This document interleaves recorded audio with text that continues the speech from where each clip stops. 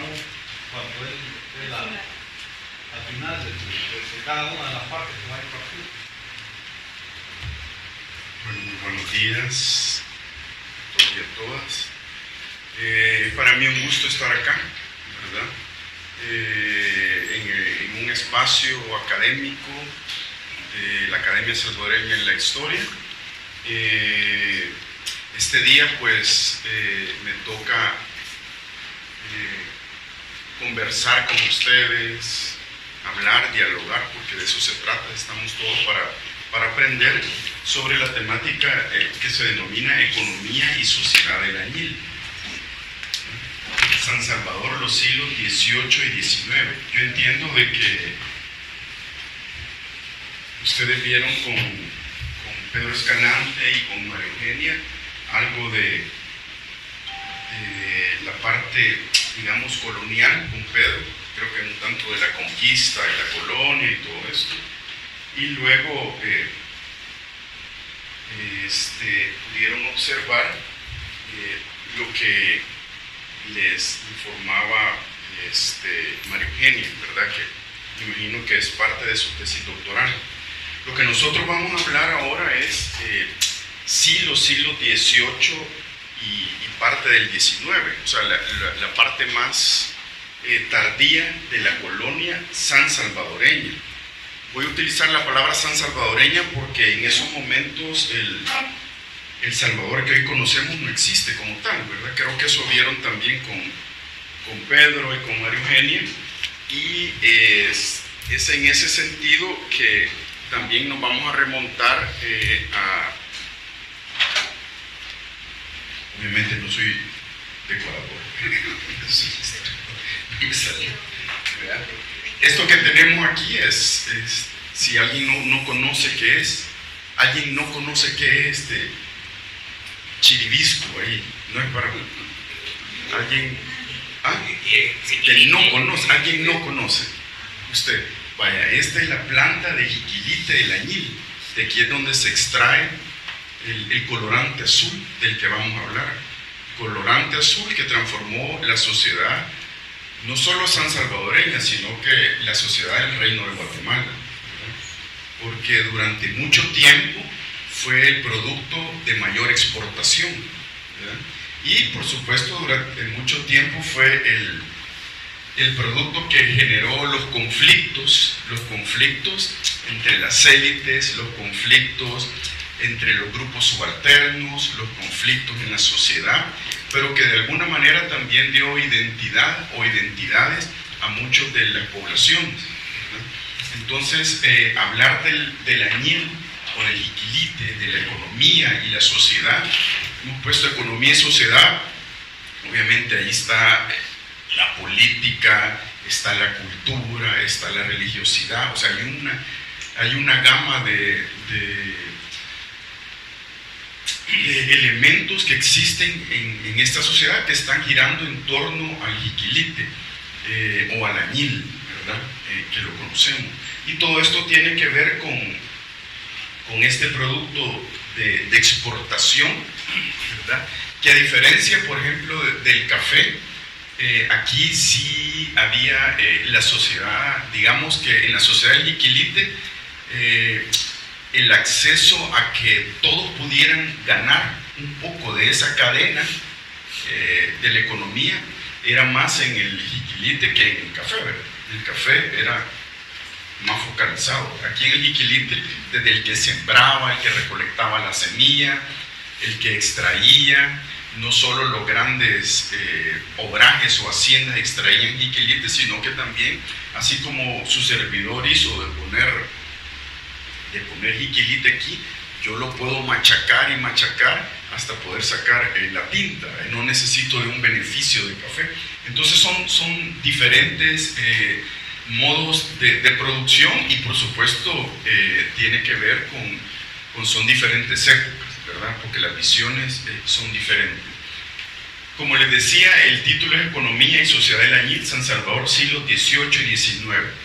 ¿Por qué esta temporalidad? Es lo que vamos a ver más adelante, y lo que tienen ahí es una de estas imágenes que que hacían, ¿verdad? Que hacían las personas que venían acompañando a los sacerdotes, en este caso más que los sacerdotes, eran las personas que venían acompañando muchas veces a los obispos de Guatemala. Los obispos de Guatemala, que eran los que hacían, digamos, la recolección de información.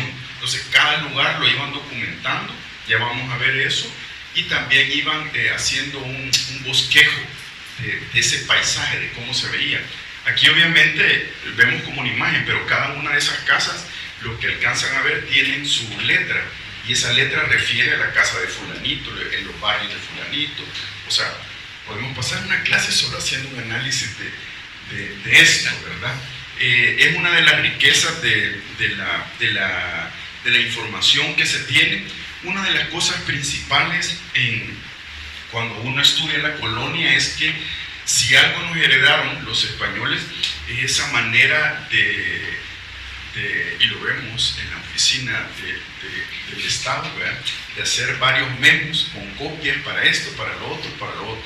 Entonces, gracias a todo eso que se documentó, hay copias en diferentes archivos, ¿verdad? Lo importante es también protegerlo, ¿verdad? Porque si no, no tuviéramos esa documentación. Entonces, gracias a esa documentación podemos entender mucho de lo que estaba pasando en esa sociedad. Bueno, vamos a iniciar. Me dice que, bueno, a las 9:50, más o menos paramos, entiendo, 9:50.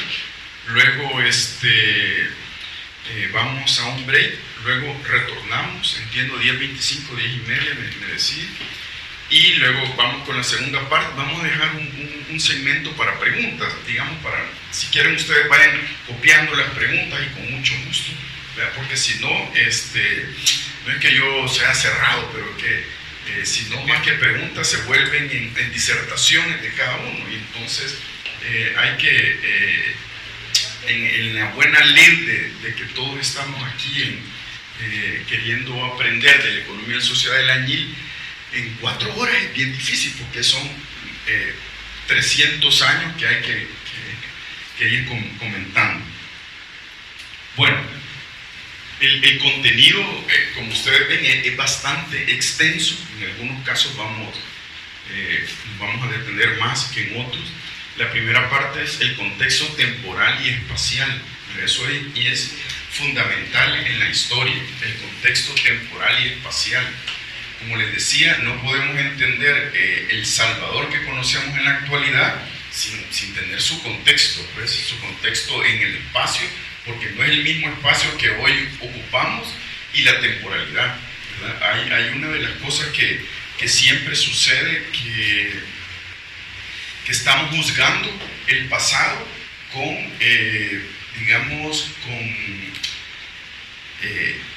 con la visión del presente. Entonces no siempre la cosa cuaja, y eso sucede mucho en la historia, ¿verdad? Por otra parte, son las fuentes de investigación. ¿Por qué? Porque para llegar a este tema, o sea, a cada tema hay diversas fuentes de investigación, y en esta diversidad de fuentes de investigación está desde la antropología, desde la arqueología y desde la historia, y vamos a ver cómo cada una fuente de estas nos va dando información diferente y o complementaria, que eso es sumamente importante. Luego el jiquilite, ¿verdad? Vamos a ver qué es el nombre en náhuatl del jiquilite.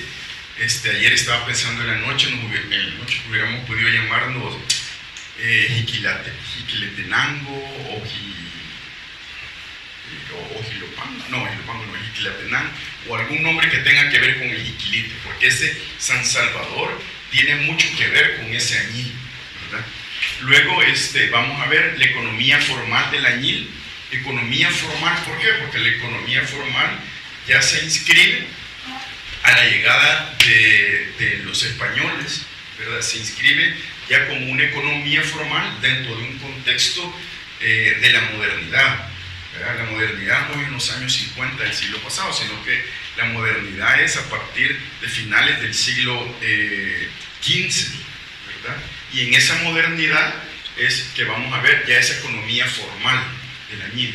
Luego la hacienda añilera. Siempre pensamos, bueno, ¿y la hacienda añilera ¿qué era? La hacienda añilera era prácticamente un centro importantísimo en donde había una dinámica de muchas cosas, no solo del trabajo, sino de dinámica social, económica, y bueno, y como en la dinámica social hay de todo, ¿verdad? Vamos a ver ahí los escritos también de algunos de los obispos de Guatemala quejándose de lo que pasaba en las haciendas. ¿Qué pasaba en las haciendas? De todo, como hoy en día, de todo, ¿verdad?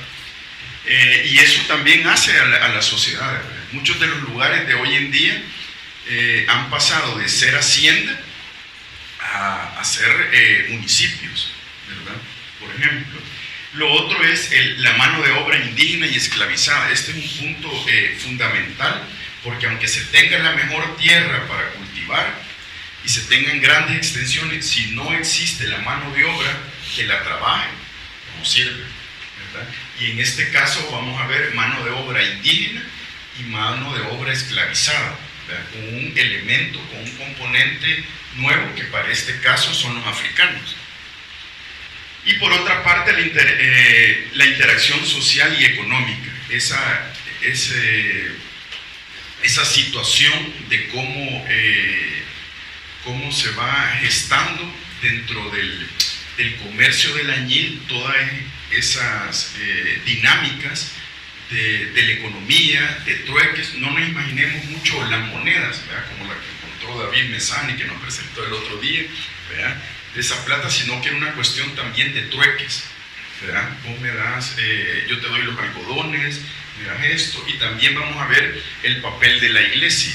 En ese sentido, más adelante, en la segunda parte es la tecnología y los obrajes, porque no solo se trata de los obrajes, sino que se trata de expediciones científicas que vienen a Centroamérica para hablar la parte del jiquilite, ¿verdad? Vamos a ver eso. Y obviamente los obrajes, ¿verdad? La diversidad de obrajes que se encuentran hoy en día, ¿verdad? Hoy en día El Salvador tiene una gran cantidad de obrajes. Desde la arqueología no lo hemos documentado todo, pero eso es una labor pendiente, ¿verdad, colega arqueólogo ya? Y la otra es los patrones de asentamiento, la sociodemografía del añil. Los patrones de asentamiento, como les digo, tienen que ver con que se llegaban por ejemplo, el cura, el obispo de Guatemala llegaba a los pueblos y de repente veía que estaba solo aquello. Bueno, ¿y la gente dónde está? ¿Y el cura dónde está? Bueno, es que ahorita están en la cosecha del añil y todos se iban, ¿verdad? Todos se iban y esa era la dinámica de los pueblos. Muchos, como les digo, de los pueblos crecieron a partir de las haciendas, ¿verdad? Todos esos lugares que se llaman, por ejemplo, bueno, Rafael Obrajuelo, todos esos nombres que llevan el obrajito, el obrajuelo, o sea, tienen que ver con las haciendas añileras. Y luego las redes clientelares y la conformación nacional, social, ¿verdad? Las redes clientelares siempre han existido, siguen existiendo hasta el día de hoy, y por supuesto en ese momento. En ese momento vamos a ver esas redes clientelares y luego otros grupos, en este caso de españoles, que son vascos navarros, que tienen que ver con la producción añilera, que tienen que ver con saberse mover dentro de la sociedad, dentro de las élites coloniales de la Guatemala.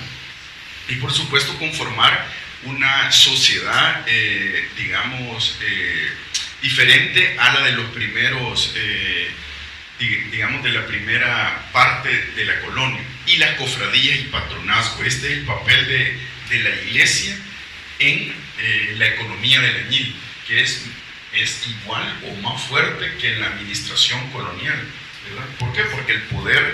Porque la iglesia estaba en lo local. Entonces es mucho más fácil de llegar desde el Estado centralizado, ¿verdad? En este caso, hacia la localidad en donde estaba la iglesia. Entonces yo espero que con este contenido nos vayamos a aburrir, ¿verdad? En este tiempo que estaremos. Bueno, como les decía, el contexto espacial, eso es fundamental que conozcamos.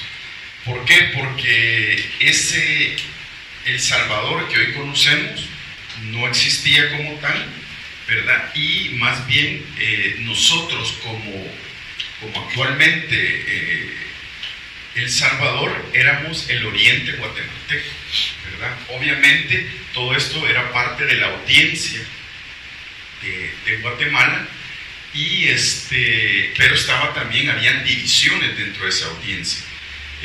San Salvador como tal estaba al oriente de ese espacio que se llamaba Guatemala, donde ustedes pueden ver ahí a Santiago de Guatemala. Obviamente otro espacio era Ciudad Real, que hoy es San Cristóbal de las Casas, en Chiapas. Luego Honduras con Comayagua, Tegucigalpa, Nicaragua con Nueva Segovia, León, Granada y Nicoya, la parte de la península de Nicoya que hoy pertenece a Costa Rica y Cartago.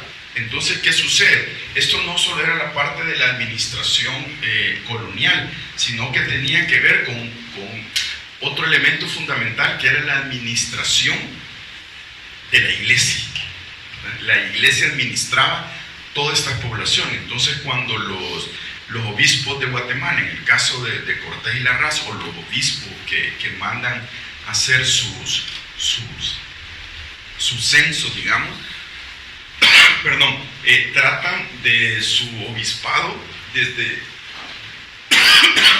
el occidente de Guatemala hasta el curato de Conchagua, que es la Unión, hasta el curato de Conchagua. Entonces, toda esa parte es fundamental.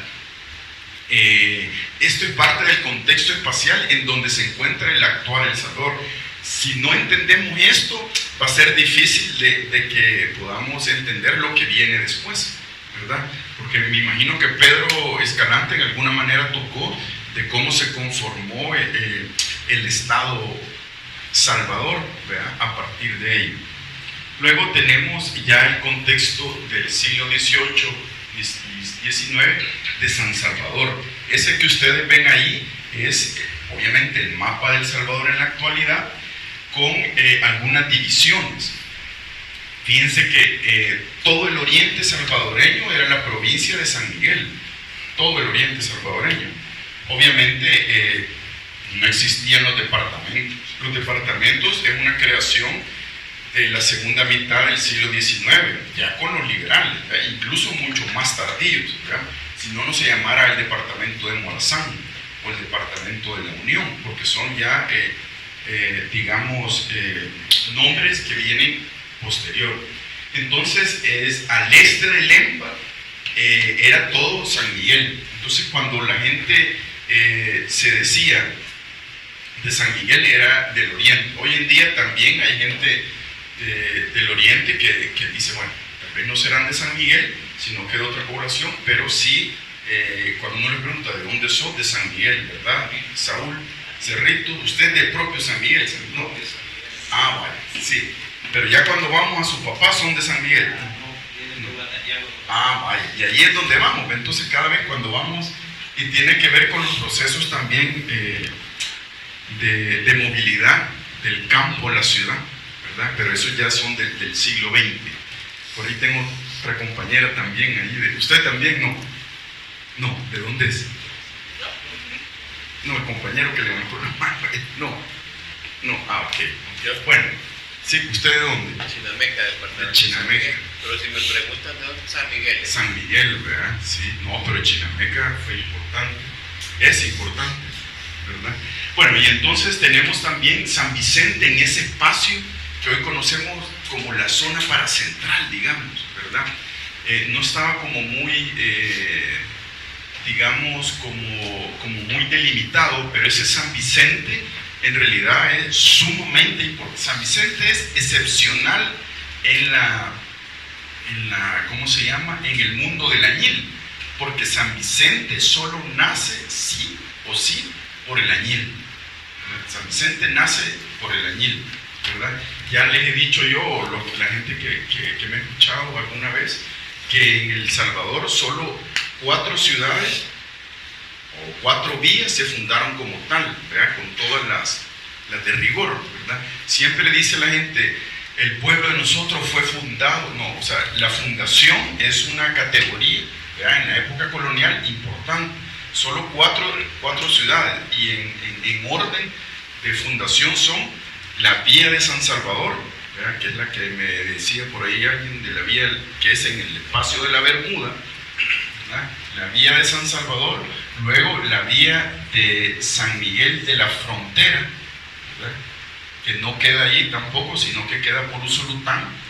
Y igual, la Vía de San Salvador no es esta donde vivimos hoy en día en la ciudad de San Salvador, sino que en el Valle de la Bermuda, diferente de la Hacienda de la Bermuda, eso hay que tenerlo claro.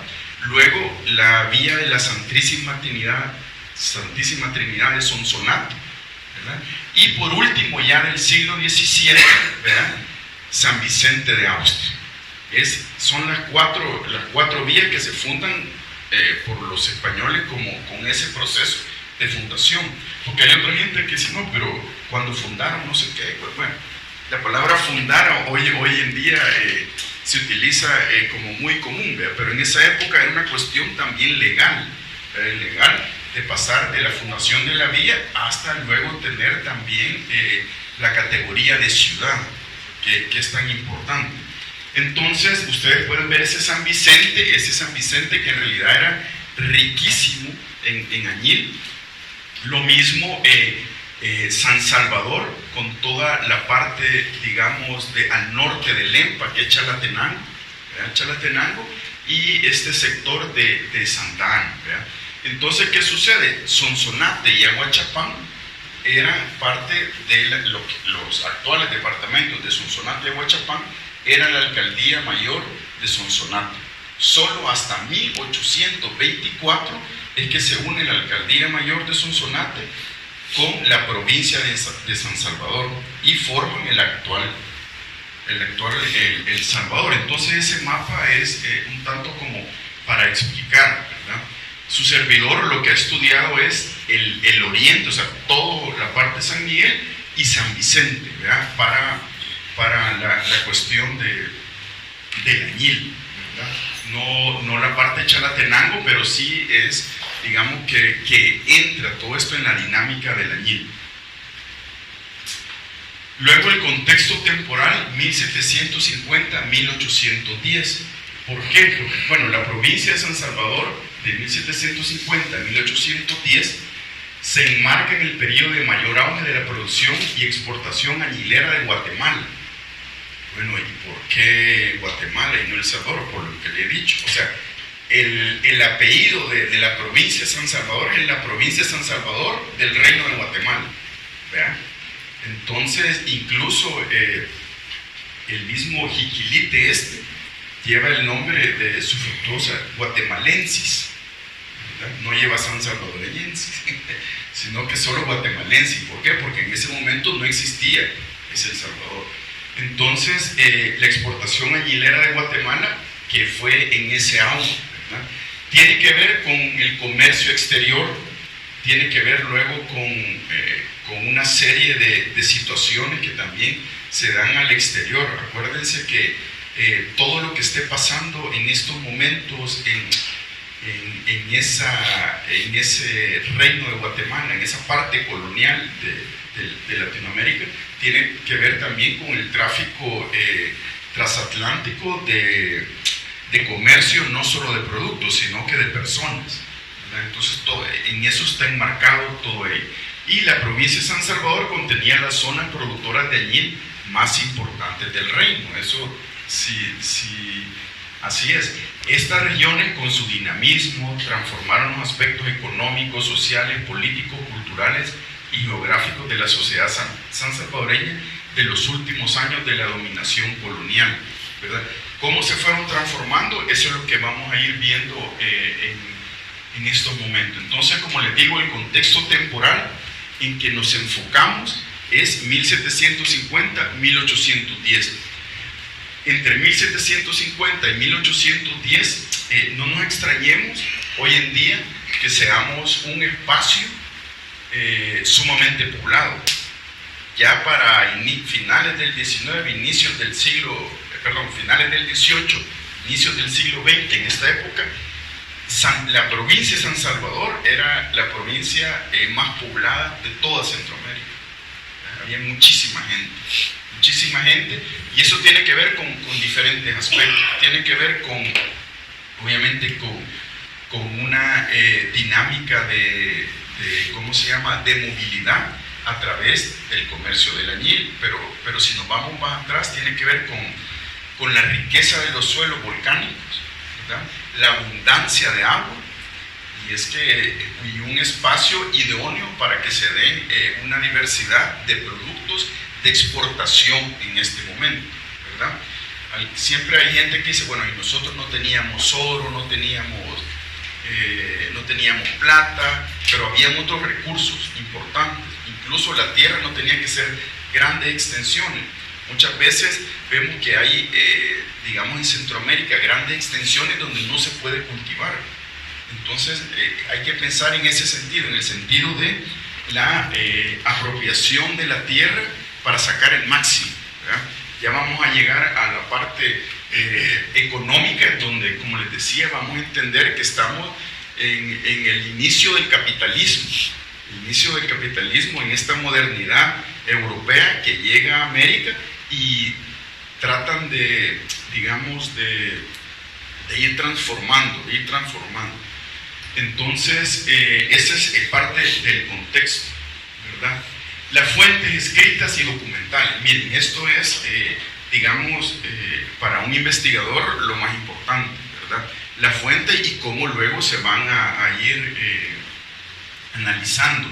Lo que ustedes tienen a la izquierda, que se ve como que fuera un círculo con unos picos, con estrellas, es un plano, ¿verdad? Es un plano, lastimosamente no puedo ver lo que pasa abajo, pero si mal no recuerdo, del curato de Titihuapa. ¿Alguien conoce Titihuapa o ha escuchado Titihuapa? Sí, Titihuapa. ¿Hoy Titihuapa qué es? Sí. ¿Alguien sabe qué es Titihuapa hoy en día? Sensuntepeque.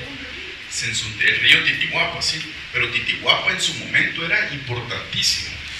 Y es la zona de Sensuntepeque, ¿verdad? Titihuapa. Entonces, este es un plano obviamente, de Titihuapa al centro, ¿verdad? Al centro, y todo lo que está alrededor. ¿Cuántas millas hay de Titihuapa a tal lugar? ¿Cuántas millas hay de ese lugar a Titihuapa? Y luego habla también de lo que se está sembrando, o sea, y toda esta ubicación. Eso es importante porque todo lo que ustedes ven, las letras de la derecha, también es información de las haciendas de añil, de las haciendas de ganado, de los productos, ya sea de algodón, de caña de azúcar, todo eso. Entonces las fuentes son importantes porque nos dan todo ese bagaje, ¿verdad?, de información. Y luego lo que vemos ahí es la tinta de añiles del diezmo, ¿verdad? La tinta de añiles del diezmo si no me recuerdo, es de San Miguel, sí, en 1807. ¿Qué significa eso? Que también el diezmo se daba, lo vamos a ver más adelante, se daba en añil, ¿verdad? Si yo no tenía pues plata, o sea, no la moneda, sino que plata para dar, pues la daba en añil, así como también se daba en fanegas de maíz, de frijol, de la cosecha que uno producía. Entonces sí había diezmo en añil, y había también diezmo en mostaza, pero no mostaza de la que comemos, sino que mostaza era la semilla del añil, ¿verdad? Que también es importante porque, lástima, estas plantas ya dieron ¿cómo se llama? La semilla, ¿verdad? Para mostrársela, pero es una vaina muy pequeña, donde se abre y trae un par de semillitas, y todas esas se guardan para la cosecha que viene luego, y también se intercambian en los mercados. A veces se pagaba con semilla, ¿verdad? Porque era sumamente importante. Entonces, las fuentes escritas y documentales, ¿cuál es la diferencia entre la fuente? Bueno, yo hago ahí la diferencia entre lo escrito y lo documental, porque estos pueden ser también documentos. Hay una serie de dibujos, de mapas, que son importantísimos, ¿verdad? Los planos y todo esto, que también ayudan a entender ese espacio colonial. Entonces, obviamente, estas dos son fuentes del Archivo Histórico Arquidiocesano de Guatemala. Significa que todo lo que producía, todo el producto de los documentos de la iglesia de ese San Salvador iban con copia a Guatemala, ¿verdad? Ahí donde y Guatemala mandaba con copia a España, ¿verdad? Entonces, algunas de esas copias existen, algunas no, pero eso es fundamental porque en el Archivo Histórico Arquidiocesano de Guatemala es donde se encuentra la información de las iglesias, bueno, en la parte, en lo que ustedes quieran saber, de la parte de las iglesias de ese San Salvador, de los tributos, de cómo se construye. De hecho, hay cosas interesantísimas que todas estas, por ejemplo, estos diezmos, no solo del añil, sino que de otros productos, iban a la iglesia para la construcción de lo que hoy en día ustedes van a pagar allá a Guatemala para ir a ver. ¿Vean? Pero que era lo mismo.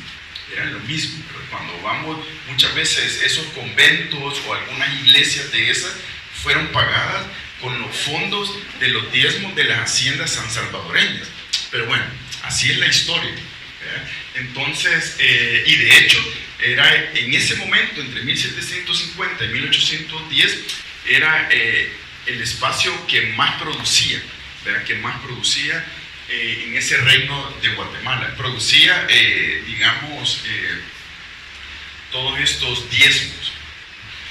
Bueno, eso en cuanto a la fuente escrita, y también obviamente el Archivo General de Centroamérica, que está en Guatemala, el Archivo General de la Nación, y también para este caso se vio el Archivo General de Indias en Sevilla.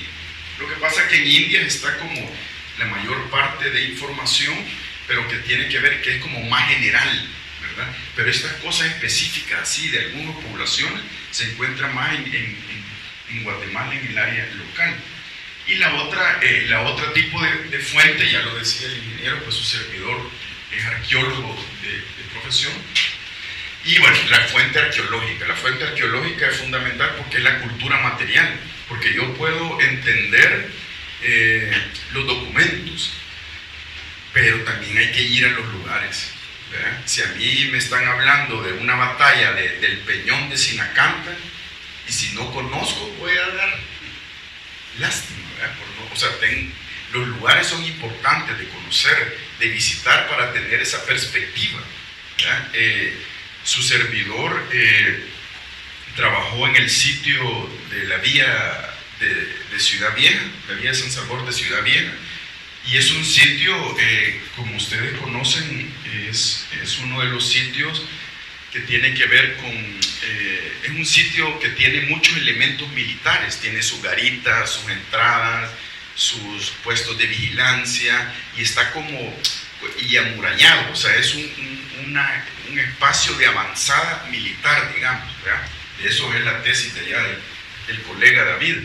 Pero ese sitio solo lo entendí, no solo recorriendo, sino que cuando me pidieron hacer una fotografía en helicóptero del sitio, porque ahí podía ver la perspectiva, ¿verdad? De cómo no podían ingresar la gente, como estaban en guerra, ¿verdad? Entonces, por eso es importante no solo la documentación, sino que conocer el lugar, ¿verdad? Conocer el lugar, y yo creo que eso sí es una ventaja de la arqueología histórica, porque la arqueología histórica lo que hace es conocer el lugar y luego se va a los documentos. Entonces hace un diálogo entre la cultura material y los documentos para entender lo que se está elaborando. No sé si ustedes lo conocen, es el obraje de añil de San Andrés, ¿verdad? De San Andrés. Lo que pasa es que ahí está recién excavado, no está techado ni nada de eso. Eso fue encontrado en 1996, cuando se estaban haciendo las calas de prueba para hacer el nuevo museo, ¿verdad? Entonces, cada vez que en un sitio arqueológico se va a hacer una nueva estructura, hay que excavar para ver qué es lo que uno no va a dejar debajo, ¿verdad? Entonces se cambió varios lugares, ¿verdad? Y bueno, esto fue un hallazgo importante. Este obraje de añil, más adelante vamos a ver, pero se lo puedo decir, es un obraje de añil de tipo hidráulico, o sea que a través del agua, ¿verdad? Movían unas norias que tenían unas paletas y hacían todo el proceso del añil, ¿verdad?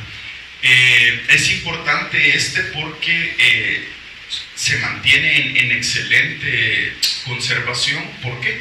Porque le cayó una erupción volcánica, ¿verdad? La erupción volcánica del Playón, 1658, hace erupción el lugar que conocemos como el Playón, y tira esta ceniza y cubrió varias de las haciendas de los dominicos de San Salvador. Siempre vamos ahí con la parte de la iglesia y el estado. Los dominicos de San Salvador tenían varias haciendas en el valle de Zapotitlán, que en algunos casos ellos las manejaban o las alquilaban, ¿verdad? Entonces son varias. ¿Cuándo fue la erupción? 1658, en noviembre de 1658 hizo erupción el Playón, ¿verdad? Que es lo que no es lo que vemos, que uno conoce, dice, este es el Playón, que es la del 1917, sino que es una tefra, como una arenisca, ¿verdad? Una arenisca, como que si trituráramos esa lava que nosotros conocemos, que está por ahí, por el Jabalí, si la trituramos, arroja como esa piedrecita, ¿verdad? Entonces, más o menos así. Y la fuente arqueológica es fundamental, ¿verdad? Porque para poder entender los procesos, para poder entender, digamos, las dinámicas de lo que estaba pasando en estas haciendas, ¿verdad? Las haciendas, si no mal recuerdo, eran Estamecayo, La Anunciación, Atapasco también, que es otra hacienda que todavía hoy sobrevive. Es para la gente que va de Quesaltepeque a San Matías, sí es, ¿verdad? Pasa por un puente que uno no se da cuenta, pero si baja al puente, es un puente de arco, ¿verdad? El puente de Atapasco, que es uno de los pocos puentes de la época colonial que tenemos. Incluso, y ahí para los arquitectos, ese puente existe ¿cómo se llama? El plano del puente de Atapasco. Está en línea, de hecho, en pares, que es la página del Archivo General de Indias. Tienen alguna documentación. Entonces, todas esas haciendas no solo vivían, obviamente, del jiquilite, de la extracción del añil, sino que tenían ganado, tenían caña, tenían una gran diversidad. Incluso la hacienda de Atapasco tenía hasta extracción de hierro, o sea, donde se hacía hierro, que son los ingenios de hierro. Bueno, entonces, como le digo, la cultura material es importante, y así uno puede ir documentando varios obrajes. En el año 2011, su servidor empezó a hacer un registro, bueno, desde 2007 se empezó a hacer un registro de sitios arqueológicos históricos en El Salvador, porque muchas veces cuando pensamos en arqueología nos referimos solo a lo prehispánico, ¿verdad? Pero hay una gran cantidad de sitios arqueológicos históricos. ¿Cuáles son esos? Bueno, los que vienen luego de la colonia, ¿verdad? Entonces, yo recuerdo en los años 90, pues cuando había un sitio arqueológico histórico, informaban al departamento de arqueología, que era cuando su servidor estaba ahí, y decían, bueno, no, eso no lo vemos nosotros, porque nosotros solo vemos lo prehispánico. Entonces luego informaban a sitios y monumentos que se llamaban, y ellos decían, no, eso no, porque ya está en ruinas. Entonces al final el sitio nadie lo veía, ¿verdad? Había que tomar acciones en decir, bueno, estos son sitios arqueológicos, históricos, y así es que se ha venido desarrollando la arqueología histórica y el registro de sitios. En El Salvador, su servidor en 2011 tiene un trabajo por ahí de registro de obrajes de añil de solo los departamentos de San Vicente y La Paz, ¿verdad? Pero solo me quedé con el municipio de San Vicente, Tecoluca, Zacatecoluca y San Rafael Obrajuelo, y ya con eso era una cantidad de obrajes. O sea, todo el mundo en esa época tenía su pila para no todo el mundo, pero exagerando, pero sí había una gran cantidad. Entonces, cuando uno va digamos de San Salvador hacia el oriente, y antes de llegar a Lempa, todas esas montañas que uno ve ahí, hay una gran cantidad de obrajes. Lo que pasa es que para ir a cada obraje había que casi que caminar todo el día para llegar al lugar, hacer el mapeo y luego regresarse. Lastimosamente hoy la situación está difícil para andar en trabajo de campo, ¿verdad? Y eso pasa, pero la cultura material siempre es importante. Acá pues obviamente se han hallado algunos objetos que tienen que ver con esta extracción del añil, que nos ayudan también a entender, ¿verdad? Por otra parte, la fuente etnográfica, ¿verdad? Esta es una imagen de cómo están haciendo la producción de la tinta de añil en Casablanca, en Chalchuapa. Si han ido a Chalchuapa, Casablanca, donde está el taller de añil, ahí pueden observar en los días que están haciendo la extracción. Y esto es importante, ¿verdad? Esto es importante porque lo han hecho a través de la tradición oral, ¿verdad? Hay trabajos importantísimos como el de la antropóloga Concepción Clará de Guevara, Conchita Clará de Guevara, que anduvo recorriendo en Chalatenango, por ejemplo, cómo se extraía el añil, cómo se hacía el añil en los años 70 y en los años 60, de cómo se estaba extrayendo el añil. Entonces la fuente etnográfica es importante. Creo que el documento se llama algo así como los indios cheles, ¿verdad?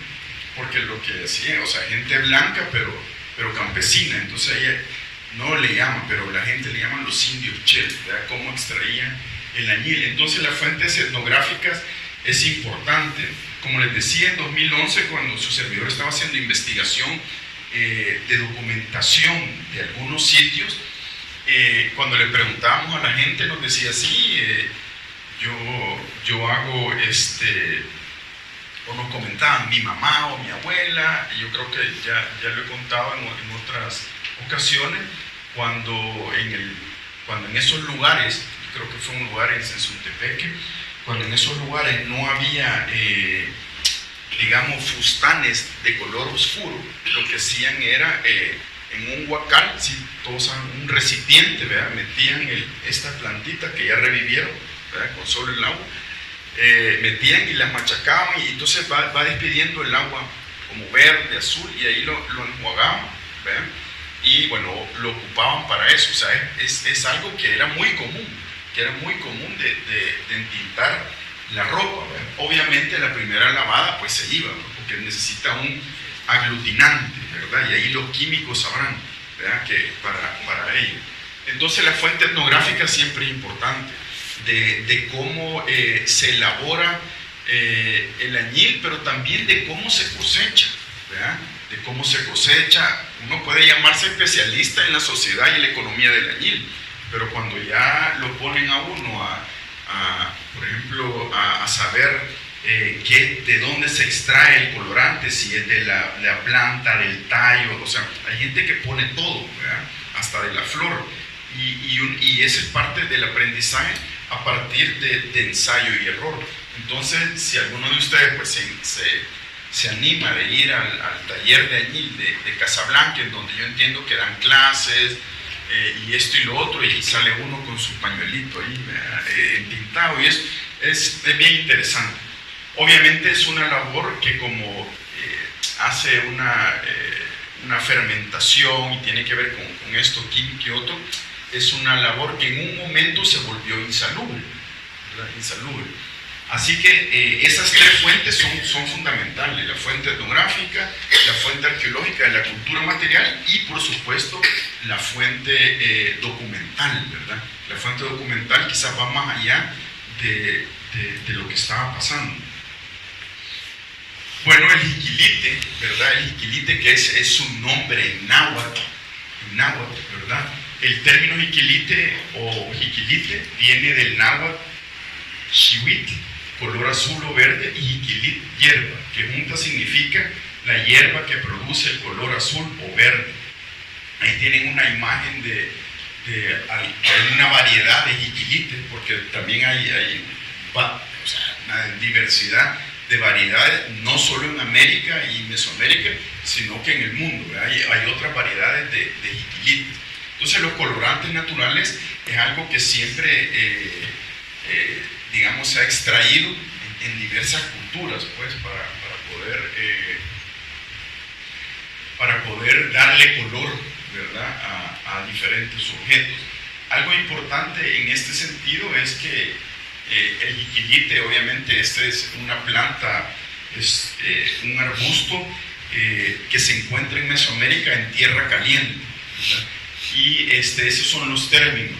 Tenemos lugares que tienen digamos, por lo menos ese término de jiquilite como jiquilisco.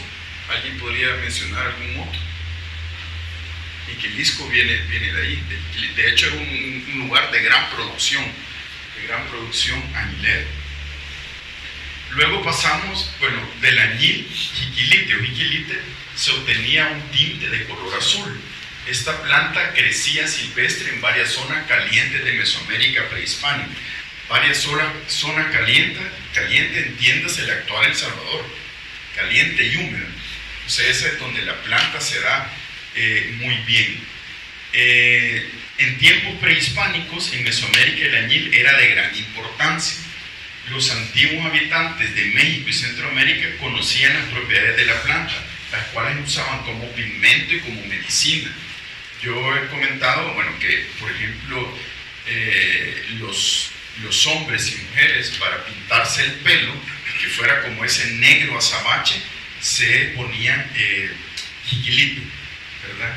Jiquilite que extraían de la manera como se puede ver allá, de esas como bateas. Son una especie de, esta es una reconstrucción hipotética, es una especie de canoa, ¿verdad?, en donde se estaba removiendo. ¿Se recuerdan la fotografía de la parte etnográfica? Digamos que es muy parecido a lo que ellos estaban haciendo. Estaban machacando, removiendo, y luego lo que quedaba en el fondo, ¿verdad?, que es una especie como, digamos, una especie de lodo, lo ponían a secar y bueno, luego el proceso. También se ocupaba para medicina, entiendo que para algunos dolores en el abdomen, qué sé yo. Y también se utilizaba para pintura corporal, para pintura de cerámica también. Si alguna vez tienen la oportunidad o han ido aquí a alguna de las salas del museo, hay unas vasijas que se llama, unos vasos en realidad, que tienen el denominado azul maya, que es un celeste más o menos como, o sea, un poquito más claro que que es un azul maya, y están pintadas. Los que han tenido oportunidad de visitar sitios mayas en Guatemala, en México, incluso en Honduras, Copán en Honduras, pueden ver que hay la utilización del celeste. Ese celeste pues era extraído del jiquilite. Dentro de poco, en una de las revistas anales del museo, va a salir un artículo de la arqueóloga Claudia Ramírez, quien hizo un estudio sobre los pigmentos de una cerámica, ¿verdad?, de un jaguar del posclásico de Cihuatán, ¿verdad?, que tiene algunos pigmentos y parece que es azul maya. Entonces, como les digo, eso se estaba utilizando, ¿verdad? Pero obviamente era una extracción, como ustedes pueden ver, más artesanal, se utilizaba, pero no era para exportación. No era. Este es el mundo prehispánico, ¿verdad? Entonces, cuando los españoles vienen, se dan cuenta de esto. Bueno, los españoles vienen preguntando dónde están las minas, ¿verdad? Las minas de oro, las minas de plata. Sí habían minas de plata en el norte de El Salvador, más que todo la parte nororiente con Honduras, donde se extrajo algo de plata y algún oro.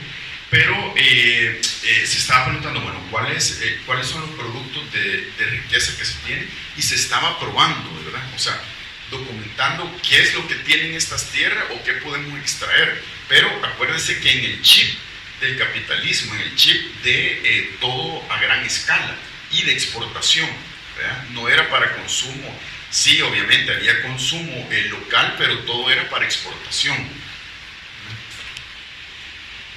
Luego, bueno, la planta o arbusto del añil puede medir entre 1.5 a 1.8 metros de altura. Sus hojas se componen de 3 a 7 pares de pequeñas hojuelas que miden de 2.5 a 4 centímetros y son de forma ovadoplungas, ¿verdad? Que están acá, ¿verdad? Este es un tipo que nosotros tenemos ahí. Y luego, si quieren, después pueden venir a ver ahí la planta del jiquilite de cerca, o si no, la que está allá en el patio, ¿verdad? Que de ahí la fui a traer. Las especies de índigo reconocidas en la provincia de San Salvador y Sonsonate son Indigófera guatemalensis, que se difundió en las zonas de San Vicente, San Salvador y Chalatenango, la Indigófera subfructuosa, Miller o Jiquilite comerzuelo, Indigófera lespedezoides, HBC o guapito, ¿sí? Guapito, en las zonas de Santana y Chalchuapa, y la Indigófera mucronata, Espergel o San Miguel, que se encuentra en todo el territorio salvadoreño. Esos son los tipos, digamos, de planta de jiquilite. Si me preguntan, esto es lo que su servidor menos conoce, porque es la parte ya de las ciencias naturales, en donde es obviamente como mucho más complejo, ¿verdad? Pero luego vamos a la economía formal del añil. La economía formal del añil no es más que ver la producción, la extracción del añil en forma, digamos, más de producción de exportación, ¿verdad? O sea, a gran escala. A diferencia de lo que veíamos allá, decíamos, bueno, necesitamos una producción a gran escala. ¿Y eso cómo lo hacemos? Solo con los obrajes de añil, ¿verdad? Entonces, a mí me encanta esta cita de Fray Bernardino de Sahagún. Fray Bernardino de Sahagún es esta persona, este cura, que estuvo documentando, este fray, que estuvo documentando la vida de los pueblos indígenas, ¿verdad?, de México y Centroamérica. Entonces, en esa vida de los pueblos indígenas de Centroamérica, que son estos 2 tomos enormes, ¿verdad?, difíciles de leer y entender por lo que está pasando, obviamente desde la visión del conquistador, desde la visión del fray, desde la visión del hombre, o sea, un montón de visiones. Hay una parte importante porque dice, hay hierba en las, y pongo tierras calientes, tierras calientes, ¿verdad?, que se llama chihuiquilite, ¿verdad? Maja esta hierba y exprímele el zumo y échalo en unos casos. Ahí se seca o se cuaja. Con este color se tiñe lo azul oscuro y resplandeciente. Es color preciado. Lo que yo quiero resaltar, uno, es tierras calientes, la forma de la extracción del añil y lo preciado. Entonces ahí, con esta carta, con esto que envían los reyes, le está diciendo, miren, aquí hay posibilidades de poder hacer, digamos, una exportación a gran escala. Tenemos una planta que se da en toda la tierra caliente y que crece casi como arbusto silvestre, y también aquí está cómo se produce, ¿verdad? Lo que tenemos que hacer es pasar de la producción digamos, artesanal a una producción más industrial, ¿verdad? La palabra industria no es moderno, o sea, industrial. Ya vamos a ver después que hay obrajes industriales movidos por ingeniería hidráulica, ¿verdad? Entonces, y luego es lo preciado, ¿verdad? Hay algo preciado, o sea, tenemos un elemento que puede ser preciado para la extracción. Entonces, por eso es clave como la economía formal del añil. Entonces, desde ese momento ya se empieza a crear ya, digamos, a conocer cómo se está extrayendo y cómo esto lo ponemos en el mundo de las grandes cantidades, cómo lo expresamos a partir de las grandes cantidades. Entonces, por ejemplo, en 1572 se está comerciando añil de la jurisdicción de San Salvador hacia España vía Puerto Caballos, Honduras. Porque siempre decimos, bueno, y toda la producción que salía de Jiquilite de acá, ¿cómo salía? No se iba por el puerto de Acajutla en ese momento, ¿verdad? Para ir a dar la vuelta por el estrecho de Magallanes y lo otro, sino que más bien se iba en mulas, ¿verdad? Por los caminos hacia Honduras, hacia Puerto Caballos, en donde de ahí salía hacia España, hacia la península. Era ya en 1575 que el cultivo, extracción, producción y la industria del añil estaban presentes y de forma sólida en Centroamérica. O sea, ya en la segunda mitad del siglo XVI ya había una solidez de la producción del añil, ¿verdad?, en Centroamérica. Muestra de ello es que en 1577 recibieron en España 1000 libras de añil procedente de Puerto Caballos. Lastimosamente yo no conozco, para tener una libra de añil, cuánto es que hay que procesar, ¿verdad? Pero algunos de los documentos, yo no sé si en la tesis abordo algo no recuerdo exactamente sobre eso, pero sí como 1000 libras de añil es muchísimo, ¿verdad? Eso quiere decir de que de alguna manera ya ya tenían unas pilas más grandes, ¿verdad? Ya no era aquella canoa que veíamos, sino que estaban utilizando pilas más grandes. La principal característica del cultivo del añil era que tenía que ser extensivo y de temporada, ¿verdad? Buenos días, Pedro, gusto de verlo. Esto significaba que se necesitaba una creciente y sostenida obtención de tierra y, por supuesto, contar con mano de obra que cada vez figuraba ser mayor. Con ello, al poseer más tierras cultivadas de añil, mayores eran los beneficios económicos, pero esto a su vez trajo consigo otras circunstancias, o sea, entre más producción, más mano de obra, pero más tierra. ¿Y eso qué significa? En un espacio que era sumamente habitado, conflicto, ¿verdad? O sea, el clásico conflicto que luego también viene por otros productos de exportación. Y luego la zona geográfica del Reino de Guatemala en la que se desarrolló con gran notoriedad el cultivo del añil fue la San Salvadoreña. Entonces estamos hablando de algo importante en este caso, es que para poder obtener gran producción de añil se necesita bastante mano de obra y se necesita también grandes extensiones de tierra, digamos, dependerá la producción. Y las extensiones de tierra significa ir ganando fronteras de otros espacios que le pertenecen a otras comunidades, ¿verdad? Entonces, muchas veces la extensión de las tierras del añil pues fue en detrimento de la extensión de las tierras de las poblaciones indígenas. Y eso está sumamente documentado y hay una gran cantidad de pleitos, ¿verdad? Porque en este caso los ladinos se van quedando con tierra o van cambiando su cerco, lo van ampliando y todo eso para cultivar el añil. O sea, detrás de un gran producto también hay otras consecuencias. Eso también hay que verlo. El cultivo del añil fue el eje primordial del sector exportador de la economía de Centroamérica hacia la última etapa de la colonia española. Aunque el tinte y su exportación se habían llevado a cabo desde el siglo XVI, en el Reino de Guatemala no fue sino hasta la segunda mitad del siglo XVIII que se convirtió en el producto motor de la economía y el engranaje social global de la región centroamericana.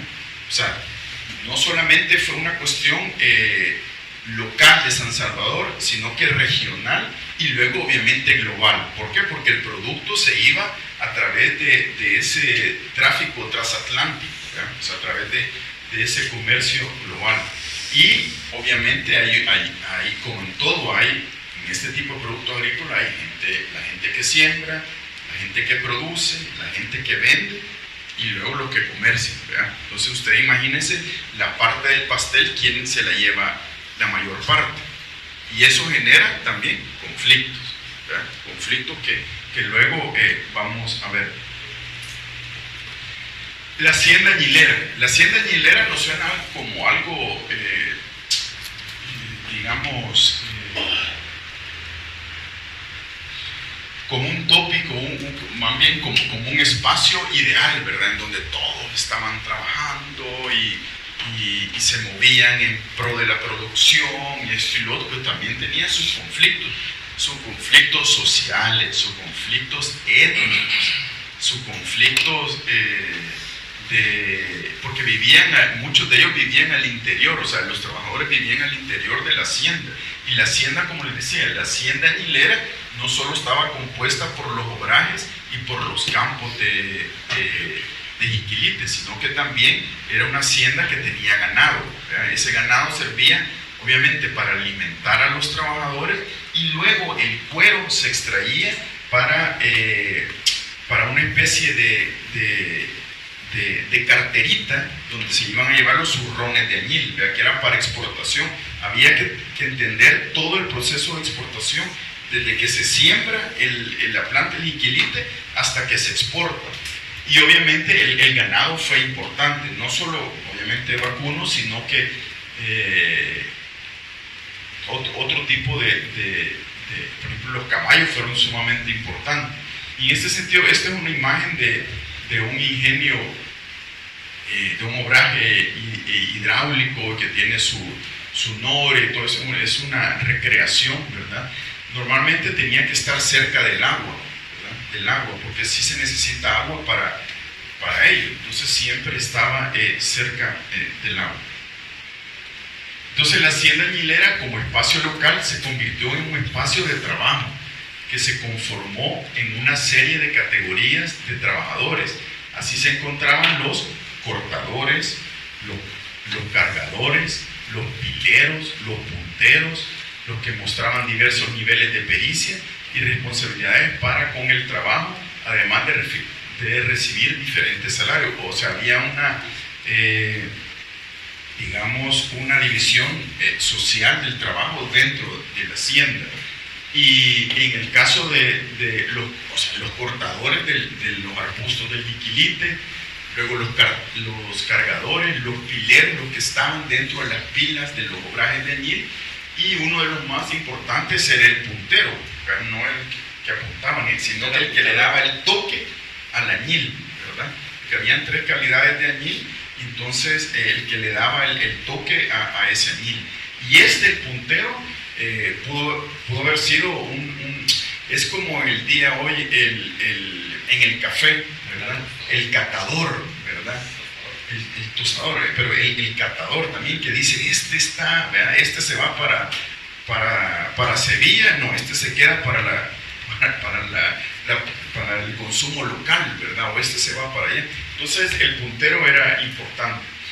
Y por supuesto habían diferentes, lo que mostraban diferentes pericias, pero veamos esta hacienda que también había que darle de comer a toda esta gente, ¿verdad? Lastimosamente hoy en día lo que hemos encontrado en las haciendas que hemos visitado, pues son los obrajes. No conocemos los espacios donde la gente vivía. Los espacios donde vivían, por ejemplo, los jornaleros, o los espacios donde tenía que haber una cocina, un espacio aunque muchos de ellos vivían en la zona, pero también podían estar ahí. O por otro lado, podían ser espacios que eran hechos de materiales predecederos, o solo eran espacios los cuales solo se utilizaban en temporada. Por eso a veces no se pueden encontrar, ¿verdad? Sin embargo, en otras zonas de plantación, por ejemplo, de caña de azúcar en Cuba o en Brasil, por ejemplo, sí se encuentran los espacios donde estaban los esclavos, donde estaban los trabajadores.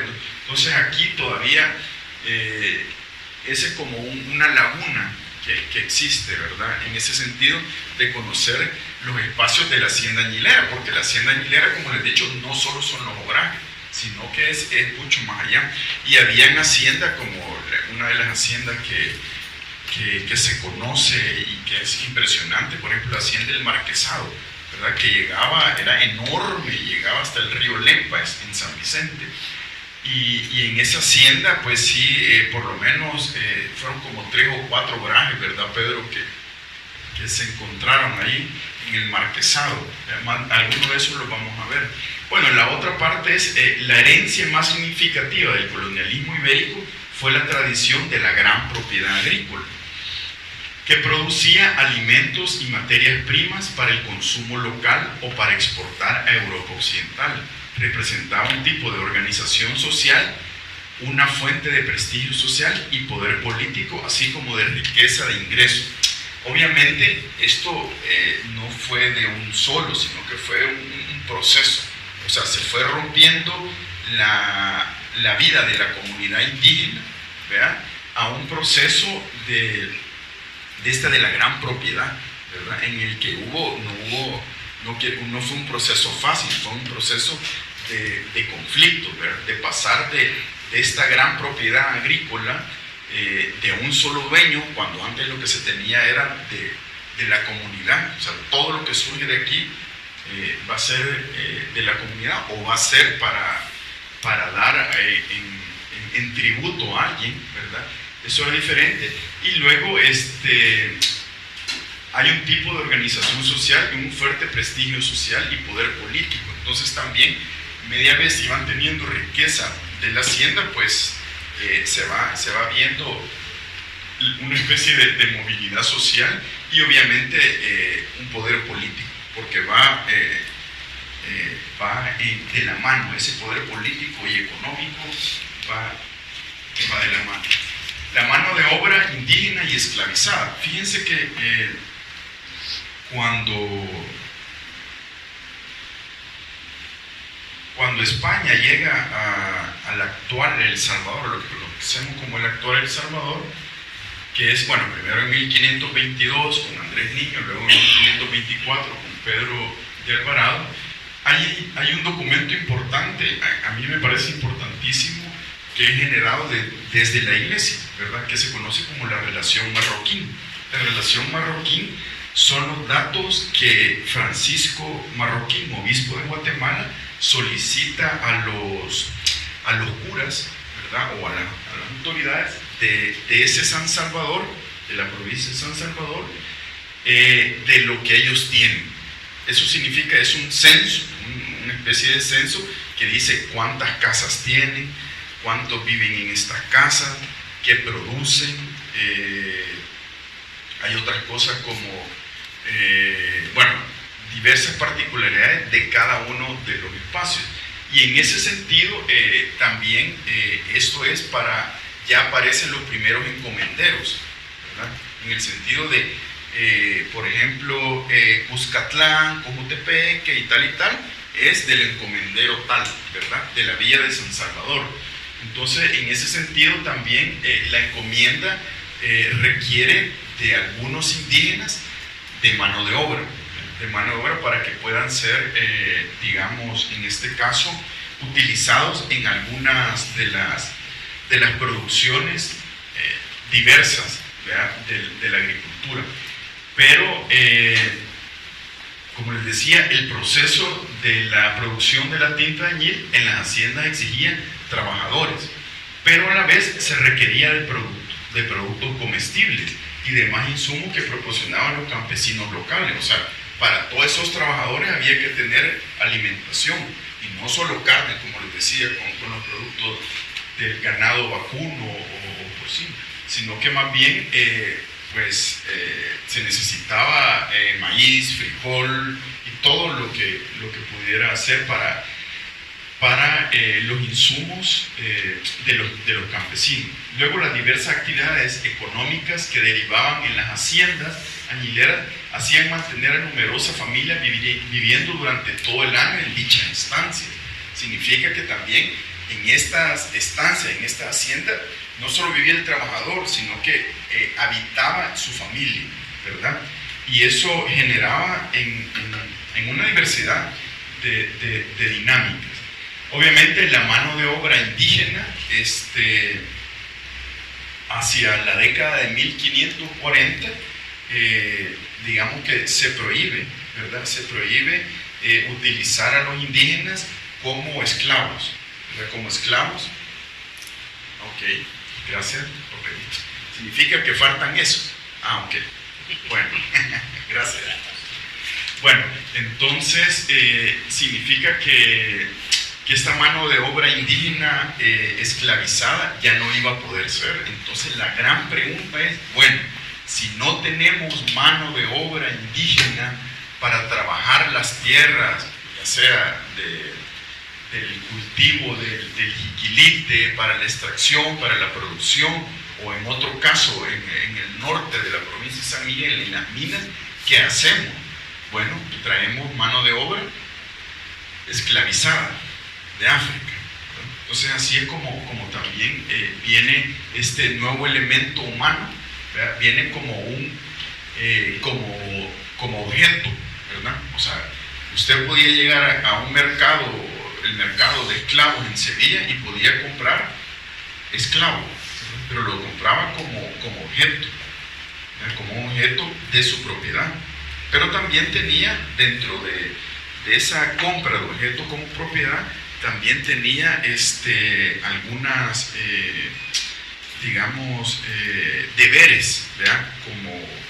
Como amo de este esclavo también tenía deberes. O sea, no era una cuestión tan fácil como nos lo pintan algunas veces las películas norteamericanas de los esclavos que están en las algodoneras del sur de Estados Unidos, ¿verdad? No es así. En el caso de la colonia española sucede diferente. Y sucede diferente porque desde la misma percepción de la gente esclavizada, en el caso de los protestantes, es diferente al caso de los católicos, ¿verdad? Hay una especie de mea culpa también. Entonces esa mea culpa luego va generando en que estos objetos vuelvan a transformarse en objetos con diferentes situaciones.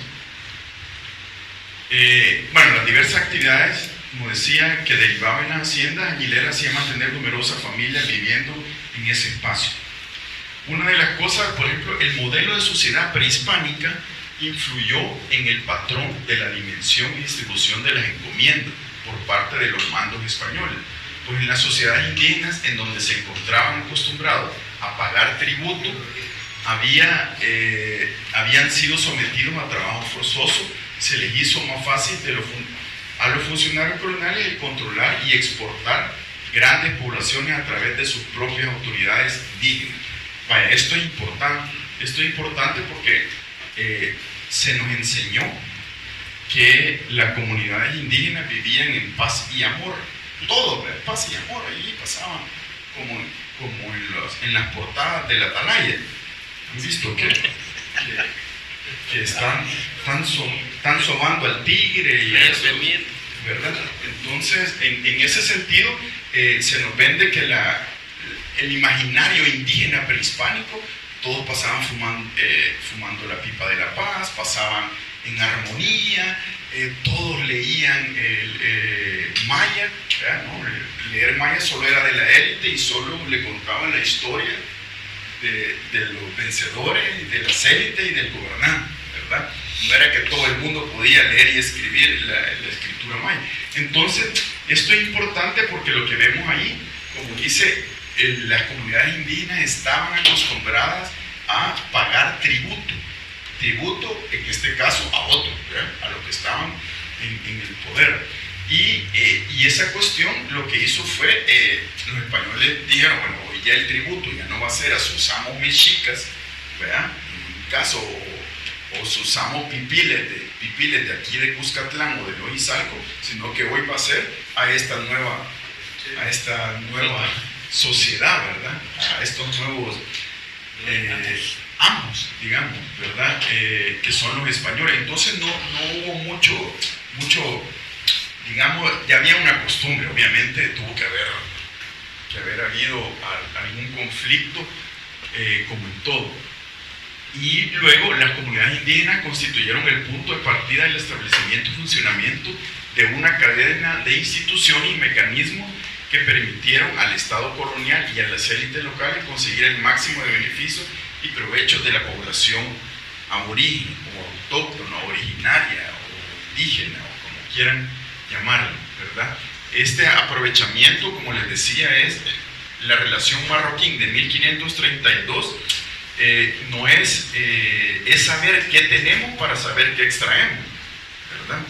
O qué es lo que tenemos? ¿Con qué contamos? ¿Verdad? ¿Con qué población contamos? ¿Qué siembran aquí? O sea, unos producen algodón, otros producen maíz, milpa, frijol, pescado, y esto y lo otro. Entonces, eso es importante para la comunidad, y bueno, y importante obviamente para los españoles, porque sabían cuál iba a ser la extracción. Lo otro es la recolección, carga, transporte y procesado en Iquilite, en Añil, requería de un abundante recurso humano indígena. A partir de ello, la encomienda y el repartimiento de labores fueron parte de los instrumentos de explotación, de la obtención y apropiación de mano indígena. Entonces, esta mano de obra indígena, no esclavizada, pero con trabajo, digamos, no remunerado y con trabajo forzoso, también ayudó al proceso de la extracción del añil. Ya ven ustedes, sí, como cargadores, como diferentes, en diferentes instancias. Pero obviamente luego, durante el siglo XVI, empiezan las quejas de los protectores de los indígenas. En este caso, pues los mismos integrantes de la Iglesia Católica, o sea, los curas, en este caso, sí sí estaban pendientes de poder tener documentación en la que dijera que no se iba a utilizar mano de obra indígena. ¿Por qué? Porque la producción del Iquilite era sumamente riesgoso, la gente enfermaba. Recuérdense que estamos tratando con agua que está ahí, que está como fermentada, que luego el otro, alguna herida, siempre había mucha mosca, o sea, muchísima mosca, se transmitía enfermedades y esto y lo otro, y morían muchos indígenas a causa de eso, ¿verdad? Y obviamente por eso es que también se dice, bueno, vamos a traer una mano de obra mucho más fuerte, ¿verdad? Mucho más fuerte. Las actividades realizadas en los obrajes de añil significaban un riesgo para la salud de los trabajadores debido a las características propias de la faena de dicha actividad. Lo tóxico de los vapores emanados de las hojas fermentadas y las aguas excedentes, junto con el desecho del Iquilite, producían una gran cantidad de insectos nocivos, ¿verdad? Que en el entorno producían pestes y padecimientos a los indígenas, volviéndolos más sensibles a dichas dolencias y enfermedades. Entonces hubo muchísimas quejas sobre ello, ¿verdad? Porque esta producción de añil pues se volvía un tanto tóxica para poder trabajar. Entonces, a partir de ello es que se decide, bueno, traigamos esclavos africanos, ¿verdad? Pero lo interesante es que también son seres humanos, ¿verdad? Pero sí se veían como de otra categoría, ¿verdad? De otra categoría. En 1563, los informes oficiales locales infundieron la creación de una legislación que prohibía el empleo y uso de recursos humanos indígenas en las haciendas añileras. Y cito, que los indios no trabajen en el beneficio del añir, aunque sean voluntarios. Los españoles que habitan la provincia de Guatemala han descubierto y usado la granjería de las hojas de añir, que la tierra caliente produce en abundancia, y por ser género de mucho aprovechamiento y no de haber negros, han introducido indios para beneficiar y coger. Y ahí la pregunta, y no de haber negros. Entonces, como no hay negros, pues hay que traer, ¿verdad? Hay que traer. En el caso de los negros es un tema complejo también, porque no todos los africanos, no todos los negros, pero todos los africanos son esclavos, ¿verdad? Y hay esclavos que son los esclavos que se llaman en la península ibérica ladinos, ¿verdad? Que son gente de color, o sea, de piel oscura, pero que están cristianizados, que hablan el lenguaje, el castellano o el de sus provincias. Y por otra parte está el que denominan las fuentes el esclavo bozal, ese que traen desde el oriente africano, ¿verdad?, hacia América. Hay que decir también que las mismas comunidades africanas capturaban a sus vecinos, ya sea por guerra o por esto y lo otro, y se los vendían a los comerciantes, ¿verdad? O sea, es el tráfico de humano, de gente esclavizada en África, tiene una larga línea desde los que esclavizaban a su propia gente o los que esclavizaban a las tribus que estaban contiguas a ellas para sacar y luego venderlas a los comerciantes. Entonces es una cadena enorme y es africanos vendiendo africanos, ¿verdad? Eso es lo que muchas veces no escuchan. Y los otros, por supuesto, los que se llevan la mayor tajada de todo ese comercio son los que lo venden, ¿verdad? O sea, estos comerciantes, ya sean españoles, portugueses, holandeses, como les digo, en el caso de los holandeses y incluso todavía los franceses, ingleses, no tienen mucho, digamos, mucha mea culpa con la cuestión de la esclavitud, ¿verdad? Sí, portugueses y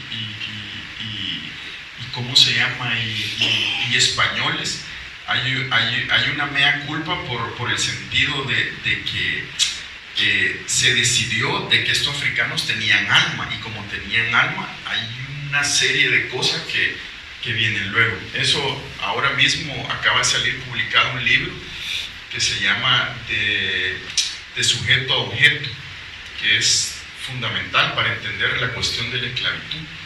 Lo venden, es de un costarricense y lo venden allí en la librería de la UCA. Es un libro muy interesante para conocer eso, que por cierto lo estuvimos presentando hace poco. Entonces, en este sentido, dice, bueno, si no vamos a utilizar mano de obra indígena, hay que traer negros. Y empiezan a traer este elemento de los negros. Entonces vienen los esclavizados. O sea, la necesidad de mano de obra esclavizada negra en las haciendas añileras de la provincia de San Salvador era apremiante. Pues ante la prohibición de utilizar indígena era fundamental su presencia. ¿Dónde están esos descendientes de esos africanos? Pues aquí, ¿verdad? Ya ustedes saben que no lucen ya como tal, ¿verdad? No lucen ya los africanos, los afrosalvadoreños ya no lucen como lucen los de la costa del Atlántico de Centroamérica, sino que lucen diferente, ¿verdad? ¿Por qué? Porque ya han pasado más de 200 años de mestizaje, ¿verdad? Bueno, ahí dice de mestizaje, entonces eso ya hace que cambie muchas cosas, ¿verdad? Pero ahí están. Y hay estudios desde las ciencias naturales que también lo indican, ¿verdad? Estudios más que todo que han hecho algunos médicos sobre algunas enfermedades o cuestiones hereditarias. Entonces se traen a la gente esclavizada. Este es un segmento de un documento de Agustín Ponce de León, Procurador General de la Ciudad de Guatemala y sus provincias, expresaba su súplica al rey en 1664, ¿no? Le enviaba, bueno, lo voy a leer textualmente, aunque hay cosas ahí que no se entienden mucho. Mandé a los grillos, o sea, a Domingo Grillo y compañía. Cuando dice los grillos son hermanos, sí, 30 minutos. Los grillos que en los hace años de o asiento envíen al puerto de Honduras, puerto de aquellas provincias, y falta 2,000 negros para que se distribuyan en los distritos de ella, respecto de tener una gran falta de ellos, y que los envían a la Veracruz, que distancian de Guatemala 300 leguas. No podrán llegar, y sin ellos es dificultoso que cose el añil con el fin de su majestad grande y mejor, y estará prohibido el hacerse con indios por los que moran con su fortaleza. Aquí lo que le está diciendo es que estos grillos, ¿verdad? Estos comerciantes grillos, comerciantes de esclavos, que llegan hacia Veracruz, que él tiene, o sea, tiene un conocimiento que llegan con 2,000 negros, ¿verdad? Hacia el puerto de Veracruz, y entonces está pidiendo que por favor manden no tanto, ¿verdad? Pero que manden un par de gente esclavizada, ¿verdad? También para Guatemala, ¿verdad? Que solamente está a 300 leguas, ¿verdad? 300 leguas. Pero lo que más me interesa también es que le dice, ¿verdad? Que acuérdese que esto es para el bien de su majestad, ¿verdad? O sea, le está diciendo, mire, si usted quiere que nosotros mandemos en concepto de impuesto o lo que vaya a hacer a su majestad, necesitamos también gente que trabaje, o sea, mano de obra, en este caso calificada. ¿Por qué? Porque nos han quitado la mano de obra indígena, necesitamos mano de obra africana, ¿verdad? Lo complejo de esta mano de obra africana es que, como les decía, están los africanos de la península, que son llamados en algunas fuentes ladinos, pero que ya son, digamos que ellos están dentro de la cultura hispana, ¿verdad? Entonces entiende todo lo que debería ser el interior de estar en la cultura hispana, pero los bozales no. Y los bozales pensamos que todos los africanos son iguales, ni entre ellos se entendían porque eran de diferentes tribus y tenían deidades diferentes, como visión diferente, o sea, era una cuestión bien conflictiva, y de repente apareces en un espacio en el cual no es el tuyo y a trabajar. Entonces por eso también hay una gran cantidad de información en donde también hay, digamos, alzamientos de africanos, donde hay los cimarronajes, ¿verdad? Donde están los quilombos también, que todo esto es gente africana, pues, que se declara en libertad y huyen, pues, y huyen. Solo en El Salvador, si no mal recuerdo, hay 30 lugares en el diccionario geográfico salvadoreño, que la última edición es de 1986. Imagínense qué tristeza, ya lo deberíamos de actualizar. Pero el diccionario geográfico de El Salvador tiene alrededor de 30 o 32 lugares que llevan la palabra cimarrón, cimarronaje, o sea, cimarrón, ya sea como una montaña que se llama el cimarrón, o esto y lo otro, ¿verdad? Pero hay varios lugares que se llaman cimarrón. Entonces podría ser, por ejemplo, hay uno que me encanta porque es en Guadalupe, en San Vicente, al norte de Guadalupe, San Vicente, donde está el Cerro del Cimarrón, y sabemos que ahí habían que habitó gente negra, y que tienen otros elementos también de la gente negra, que son algunos santos negros, como San Martín de Porras, como San Benito de Palermo, ¿verdad? Entonces es importante, pues, tener esa parte de la topografía, de todo esto. Entonces se mandan a traer, solicitan estos africanos, ¿verdad? Pues durante todo el siglo XVIII, la manumisión, el nacimiento libre y el mestizaje convirtieron a los descendientes de los esclavos africanos en personas libres, los cuales se definieron como mulatos libres. Así se les agrupaba en la categoría de gente ladina, junto a otros miembros de la población no indígena. Esta ascensión de categoría de los mulatos libres definió lo que luego vendría a ser la masa ladina de la población de San Salvador. Una duda con respecto a lo de manumisión. Por ejemplo, en la terminología del periodo árabe español, los manumisos eran clientes de quien los liberaba. ¿Se dio eso aquí también? Sí, si quiere, habíamos dicho que las preguntas íbamos a hacer al final, ¿verdad? Con mucho gusto le respondo sobre ello, porque habían diferentes tipos de poder obtener su libertad. De hecho, en este libro que les mencionaba, hay una cosa que me pareció fantástica, o sea, interesantísima, porque era parte del quehacer como para un esclavo obtener su libertad. Por ejemplo, usted podía pagar si usted valía $100, ¿verdad?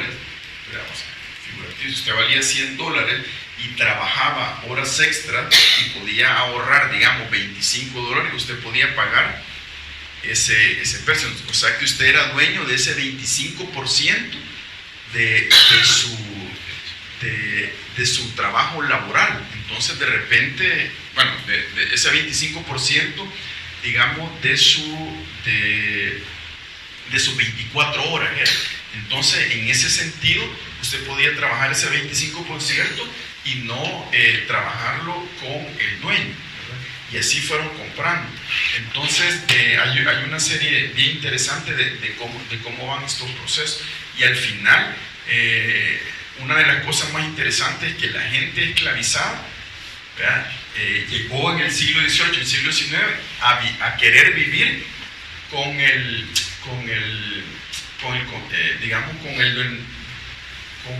denominador de esclavo. ¿Por qué? Porque como era esclavo, tenía casa y comida que le tenía que dar su amo, ¿verdad?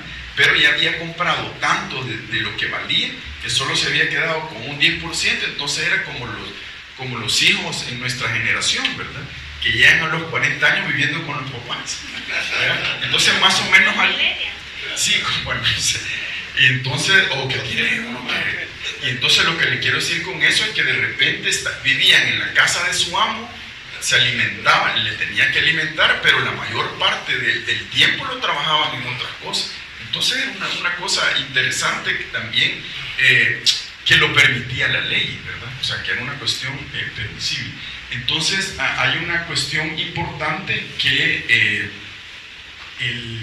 el espacio de la relación, por ejemplo, como les decía, el africano, el esclavizado, se encontraba al interior tanto del espacio doméstico español como del espacio de trabajo de los españoles. Entonces era con quien se relacionaba mucho, ¿verdad? Hay obviamente muchos hijos de esclavas, ¿verdad? Y de eso, y también una de las cosas importantes que aparece en este libro es que también venían mujeres, o sea, no solo mujeres esclavas, sino que mujeres negras, ¿verdad? Que venían a otro tipo de trabajos, ¿verdad? Y como cocineras y eso y lo otro, ¿verdad? Y también hay cosas interesantes que una de las cosas importantes en esto de la manumisión y de cómo poder ser liberado, por ejemplo, era una mujer esclava que estaba como doméstica. Entonces ella, por ejemplo, si el amo de ella quería abusar sexualmente de ella venía y podía poner una denuncia, ¿verdad? No se lo llevaban preso, ni mucho menos, pero esa denuncia, o sea, si quedaba por escrito, eso iba a ir en detrimento del amo. ¿Por qué? Porque el amo normalmente tenía enemigos, entonces sus enemigos se podían tomar de ellos para poder hacer cualquier cosa. Estamos hablando de gente que tenía en ese comercio. Entonces era una especie de resistencia, ¿verdad? De resistencia de esta gente esclavizada, y hay una cantidad de documentación de cómo poder utilizar las leyes coloniales para poder ir haciendo todo este tipo de cosas, ¿verdad? Y también, por ejemplo, con lo de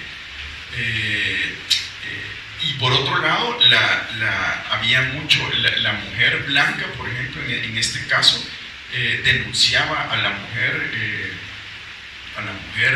esclava por brujería, ¿verdad? Por brujería. Entonces, habían otras cosas también que tenían que ver con ello, y eran una manera de, bueno, si usted no quiere que haga brujería, entonces deme mi libertad. Y así habían diferentes aspectos de cómo poder ser, en este caso, un mulato libre o un africano libre, ¿verdad?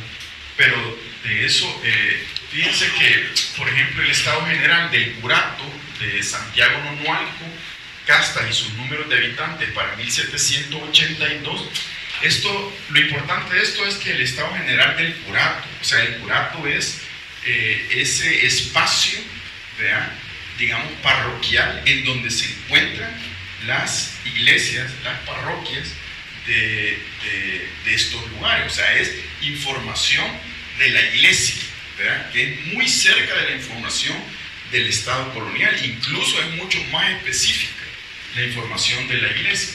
Entonces, por ejemplo, el curato de Santiago Nonualco tenía a los pueblos de Santiago Nonualco, San Juan Nonualco, San Pedro Nonualco y Santa María Ostuma, ¿verdad?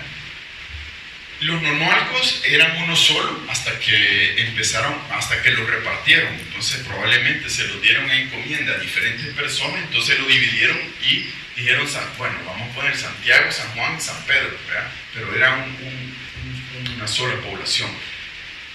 Cuando vemos la historia, los pueblos de los nonualcos y de Ostuma son pueblos indígenas. O sea, siempre nos imaginamos como pueblos indígenas. Pero para 1782 hay una gran cantidad de mulatos, ¿verdad?, que están trabajando en las haciendas. O sea, Santiago Nonualco tenía 2.512 indígenas y mulatos habían 1.032 y españoles 18. ¿Verdad? Estos españoles entendámoslo como algunos peninsulares y la mayoría criollos, ¿verdad?, ya nacidos en América. Luego San Juan Nonualco, 1233 y 433 mulatos, ¿verdad?, y no tenía españoles. Luego San Pedro Nonualco, 1080 indígenas y 105 mulatos. Santa María Ostuma, 987 indígenas y 286 mulatos. O sea que estamos viendo que ¿cuál es la lectura del curato de Santiago Nonualco? Bueno, un espacio de mayoría indígena, de comunidades indígenas, en donde se está cultivando el jiquilite, pero también se está extrayendo el añil. O sea, se está cultivando el jiquilite y hay obrajes o haciendas añileras en las cuales están trabajando 1856 mulatos, ¿verdad? Libres o no nos lo dice ¿cómo se llama?, la fuente. Esta es una fuente del Archivo Histórico Arquidiocesano de Guatemala.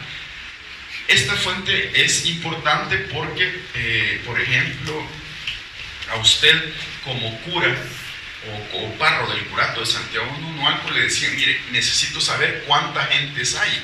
Entonces el cura venía y ponía, ¿verdad?, tenemos indígenas, mulatos y españoles.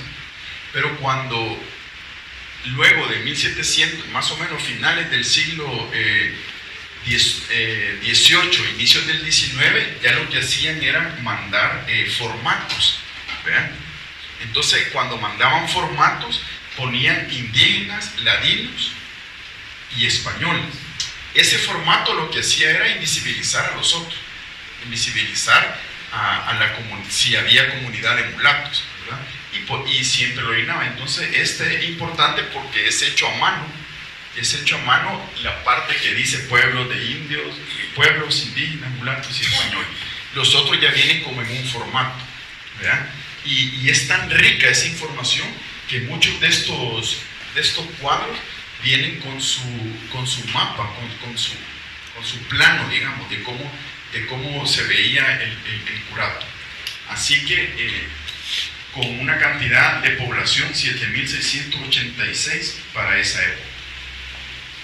Cuando llegó la expansión de la producción de añil a mediados del siglo XVIII, significó una atomización de la tierra, que hizo que paulatinamente desaparecieran las tierras comunales de los pueblos indígenas y el aparecimiento de pueblos enteros de mestizos por doquier en las zonas añileras. O sea, de repente se fue haciendo pequeños reductos de gente ladina, de gente mestiza, de gente mulata, que vivían alrededor de la hacienda, de la hacienda añilera donde se estaba extrayendo, pero como les decía al inicio, iban ganando en el territorio de la comunidad indígena y habían muchos de esos pleitos. Siempre hemos pensado que, bueno, que el mulato se alió al indígena, pero es que al final, en realidad, los extranjeros eran los españoles y los afrodescendientes, la gente que venía de ese proceso de gente esclavizada, eran extranjeros en este territorio.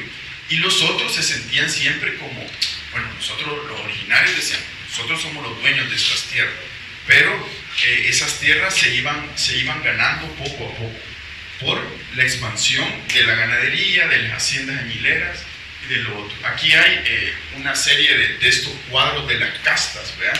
Hay una cantidad de series de cuadros de castas que es, hoy en día, bueno, es importantísimo para la historia, pero sería engorroso ir viendo todo esto para llegar a todas las mezclas que podían haber. Al final, ninguno tampoco era ¿cómo se llama? Si puedo utilizar la palabra no mezclado, ¿verdad? Porque ya venían todos venimos de un proceso de eso, ¿verdad? Entonces, de español e india produce mestizo. El español e india, entonces el mestizo es el que viene del español e india, y el mulato el que viene de español y ¿cómo se llama? Y negra, ¿verdad? Aquí hay otro cuadro, ¿verdad?, de la provincia de San Miguel, de los curatos o parroquias. Esto es mucho más grande, o sea, todos estos son parroquias que tienen, estos curatos tienen dentro de ellos otras parroquias, ¿verdad? Entonces, por ejemplo, fíjense que en la ciudad de San Miguel no hay ningún indígena, por lo menos documentado, no hay ningún indígena, sino que más bien son 3.765 ladinos. Ahí había, obviamente esto tiene que ver con la dinámica propia de San Miguel, en el sentido de ser un lugar importante de comercio, de ferias añileras, de ferias también de ganado y esto y lo otro, y de estar entre ese camino, entre Nicaragua, entre alguna parte de Honduras y San Salvador. O sea, había una gran dinámica en ese San Miguel. Y no presenta, otro. De ahí el pueblo de Quelepa, Santiago Quelepa, solo 138 indígenas. Pueblo de Moncagua, 489 indígenas y 309 ladinos. Villa de Chapeltique, 426 ladinos. Hacienda, Valles y Pajuides, o sea, Valles y Pajuides son como ranchos, como rancherías, lo que hoy sería como caseríos, digamos, ¿verdad? Hacienda, Valles y Pajuides, 660. Resulta que luego estas haciendas, los Valles y Pajuides, van a ser muchos, hoy en día, algunos de los municipios, de esos 262 que tenemos. Entonces los totales son 627 indígenas y 4.500 ladinos, ¿verdad? Contra otros que no tenían categoría, bueno, de los sin categoría étnico-social, pero lo más probable es que sean mestizos los que vivían en esa hacienda y no tanto indígenas. Esto es fundamental para ver cómo se va conformando esa etnicidad en ese San Salvador, en este caso, en este San Miguel, y es a partir también de esa movilidad que le daba la hacienda añilera, ¿verdad? Con todo este comercio, con toda esta producción. Obviamente, y yo siempre les digo, si usted no aparece en los mapas, o sea, si su población no aparece en los mapas o en los cuadros, es que no era importante, ¿verdad? Las que aparecen ahí son importantes. Fíjense que ahí uno aparece con la categoría de ciudad y hay otro que aparece con la categoría de villa, ¿verdad? Que es Chapeltique. Eso significa que era mucho más importante que los pueblos de Quelepa y que Moncagua. Y luego siguen las haciendas, Valles y Pajuides. O sea, eso es importante verlo, porque hay categorías también de curado. La interacción social que tiene que ver con estos grandes raíces, digamos, estas grandes raíces de la colonia, en el caso centroamericano, por ejemplo, si lo podemos decir, en el caso del Reino de Guatemala, es que acordémonos que están los indígenas como pueblos originarios de este territorio. Luego vienen los españoles, ¿verdad? Pero los españoles, recordemos que vienen con otros indígenas, con indígenas del centro de México y con gente que se traen de Guatemala, con algunos mayas cachiqueles, ¿verdad? Entonces son otros grupos indígenas, pero esos grupos indígenas que vienen con los españoles no tienen el mismo nivel o la misma categoría que las poblaciones que estaban originariamente acá. Y luego, para darle más sabor a la situación, vienen los grupos de África, ¿verdad? La gente esclavizada. Entonces, con todos estos grupos hay una interacción social y económica importantísima, y que se puede ver al interior también de la hacienda, ¿verdad? Se puede ver también al interior de la hacienda. Entonces, esta es, bueno, ahí dice de español y negra, mulato, ¿verdad? Pero la negra está pegándole ahí al español, veo. Yo creo que era una escena, parece ser como que fuera una escena normal, cotidiana, de lo doméstico, ¿verdad? Me pareció interesante eso, ¿verdad? El cultivo del añil se convirtió en parte de la cultura social, la que permitió a los campesinos, ya fueran estos indígenas o mestizos, mulatos, ladinos o españoles, participar en la producción del elemento básico de las exportaciones y complementándolo con la producción en las haciendas. Lo que les decía al inicio es que aunque uno trabajara en la hacienda, pero también podía, si yo trabajaba mis, no sé, 16 horas en la hacienda, pero también como campesino podía tener mi propio cultivo. Si tenía tierra, podría tener mi propio cultivo de jiquilite y poder tener una pila donde yo lo extraía artesanalmente. Le daba a mi cultivo de jiquilite un cuido diferente, ¿verdad? Un cuido como más, casi como de jardín, ¿verdad? Y ese añil que sacaban estos pequeños campesinos llamados poquiteros era el mejor añil, ¿verdad? Porque era el que cuidaban, no era el que sacaban en las grandes extensiones de tierra. Miren, aquí no he agregado en esta presentación, pero había un gran conflicto por las plagas de chapulines.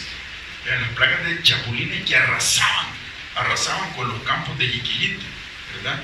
Y con los campos, bueno, en general, ¿verdad? Pero los campos de jiquilite arrasaban los chapulines. Entonces, y otros animales que puedan convivir ahí en el campo de jiquilite. Entonces, estos agricultores llamados poquiteros, lo que hacían era cultivaban su espacio, y con ese espacio bien cuidado, bien esto y lo otro, pues también extraían añil, y ese añil, que era uno de los mejores, también era para exportar. Entonces había una especie también de poder tener un comercio personal. No solo era el trabajador estando labrando en la hacienda todo el día, sino que y también recolectaba su semilla y la podía intercambiar con otros productos. Por eso es que llama la atención esta interacción social y económica. Español, negra, mulato. ¿Perdón? Español, negra, mulato. De español y negra, mulato. O de negro y española, mulato también. Bueno, esto es en San Vicente, ¿verdad? Esto es parte, bueno, esto es de...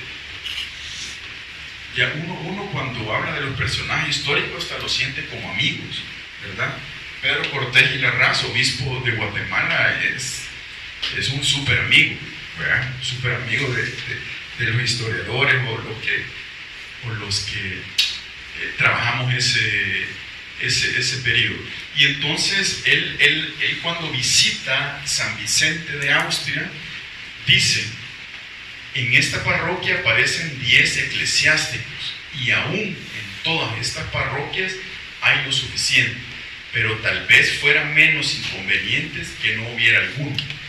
Parte de ellos viven en las haciendas, pero qué vida, parte entregados al comercio de tintas y deshonestidades, sin tener el menor indicio de sacerdotes, ni se sabe que lo que sean para otros que agravar los escándalos, pues de ninguna manera, aun aprovechando las censuras que las beben como agua, imagínense la censura, ¿verdad?, quieren aplicarse al servicio de las parroquias, dejando sin alivio en las mayores necesidades a los curas.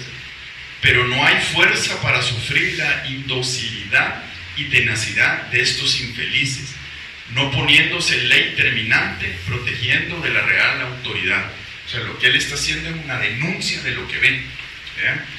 Cortés y Larraz es, en términos, digamos, más banales, es una persona fantástica, porque él sí se dio la tarea de visitar los lugares. Él hizo en realidad una especie de etnografía, lo que es la etnografía del siglo XVIII. La mayoría de los arzobispos de Guatemala mandaban carta a todas sus parroquias y les decían: contésteme estas preguntas. Y ellos mandaban las cartas, algunas llegaban, otras no. Pedro Cortés y Larraz en 1768 manda las cartas a los párrocos de todo el obispado de Guatemala, pero también va. Entonces tiene la respuesta de los párrocos, y también él fue a ver lo que estaba pasando, ¿verdad? Y entonces el primer viaje que realiza Pedro y Cortés y Larraz, estando en la ciudad de, sí, ahí todavía era Santiago de Guatemala, donde hoy conocemos como Antigua Guatemala, estando ahí, dice: bueno, voy a visitar mis parroquias.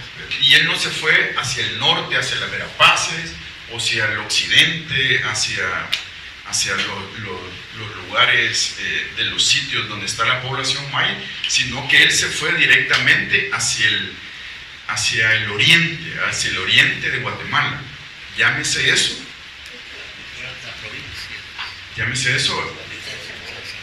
San Salvador, la alcaldía mayor de Sonsonate y la provincia de San Salvador. ¿Por qué? Porque allí es donde estaba también, ¿verdad? La importancia de bueno, no solo estaban los fieles, pero allí, exacto, sino que no solo estaban los fieles, sino que es donde estaba la riqueza del reino en esos momentos. Entonces él viene y se va, ¿verdad? Viene y se va a estos lugares y empieza a documentar todo lo que está viendo, empieza a documentar todo lo que le van diciendo, y encuentra, así como en este caso de San Vicente, en que los curas párrocos andan en las haciendas.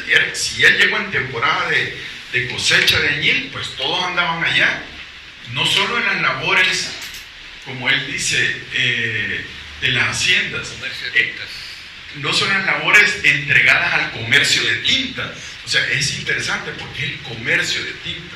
O sea, el cura no el que andaba en la faena del trabajador, sino que el comercio de tinta, comprando, vendiendo, préstamos, esto y lo otro.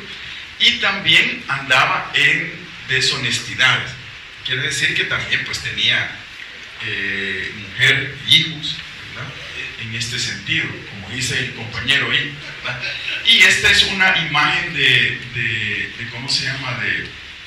Del curato de San Vicente, que en cada uno de ellos tiene las poblaciones. Fíjense que lo que ustedes ven ahí, esos dos cerros, que no es más que el volcán de San Vicente, Chinchontepeque, ¿verdad? Me encanta porque en la época colonial lo que estamos viendo, el que está primero se denominaba el volcán de San Vicente, y el otro es el volcán de Zacatecoluca. Luego pasó en algún tiempo del siglo XX, me imagino, o no sé si del XIX, a llamarse uno solo, ¿verdad? San Vicente o Chinchontepeque. Pero todos esos números que ven ahí son de los poblados, ¿verdad? De cada uno de las parroquias que él fue visitando. Entonces toda esa información se tiene. Esa información es sumamente rica para conocer, ¿verdad? De hecho, hay algunos colegas que han estudiado a Cortés y Larraz, por ejemplo, para conocer temas actuales como temas de LGBTI, digamos, ¿verdad? Que aparece ahí. O sea, aparece algunas cosas que están fuera de ese marco, de ese contexto de la moral de la iglesia. Entonces también aparece. Entonces, este no es el único caso, hay casos peores, ¿verdad? Hay casos en donde están hablando que los curas y los mulatos viven amancebados con unas mulatas, ¿verdad?